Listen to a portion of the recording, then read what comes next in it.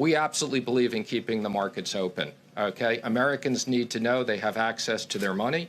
After September 11th, the only reason why the markets were closed was because the technology was disrupted. I've been on the phone with the major banks, with the New York Stock Exchange.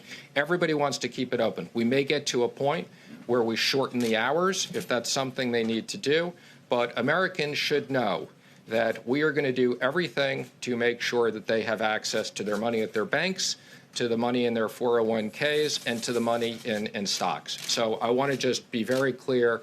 We intend to keep the markets open. And the banks are record-setting strong. So we have that, which is a much different event than what we had not so long ago.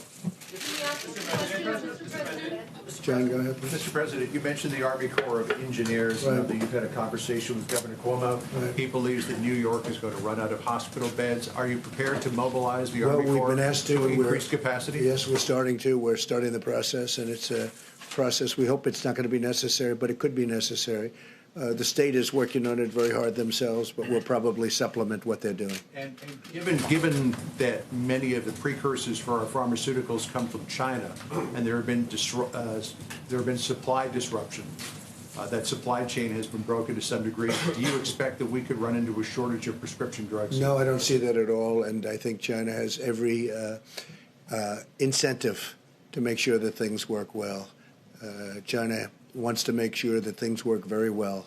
They have every incentive to do so. John? Mr. President, the governor of Ohio has called off the election that was supposed to happen today, the primary election.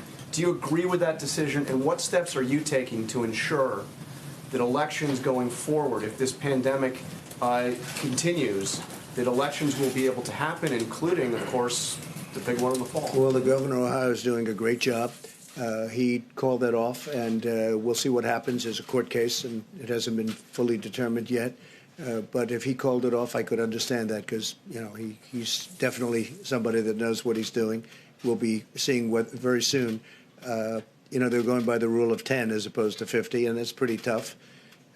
I would say probably you could violate that if you wanted to for an election. I just think an election is a very special thing. He chose a different date, I think a date sometime in June. But that would be a decision that would be made by him.